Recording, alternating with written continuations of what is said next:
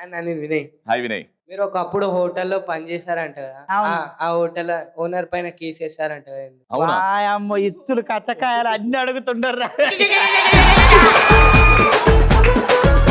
హోటల్‌లో పనిచేసి hotel owner మీద కేసేసినావా? అంటే నేను అప్పుడు 10 అయిపోయి 16 ఏండ్లో 17 ఏండ్లో ఉండేవి. ముషీరాబాద్ పక్కన సాయిరాజ్ డీలక్స్ ఇప్పుడు లేదనుకుంటా హోటల్. సాయిరాజ్ డీలక్స్ థియేటర్ పక్కన ఉండే మానస రెస్టారెంట్. వాళ్ళు కన్నడోళ్ళు. నాకు కన్నడ, తమిళ్, నేపాలి, తుళి, లంబాడి, హిందీ 7 భాషలొచ్చు. వామ్మో! ఇక ఆడు కన్నడోడు అనుకొని మంచిగా పనికి ఎట్టుకున్నారు. నేను వెయిటర్ డ్యూటీ చేస్తున్నా. అదేమైంది దసరా పండుగ. తెలంగాణ దసరా అంటే పెద్ద సంక్రాంతి, ఆంధ్రలో సంక్రాంతి లాగా. మా చెల్లెలు అంటే పిచ్చి. మా ప్రియమైన నీకో ఏదో స్నేహది మనసున ఉన్నది చెప్ప.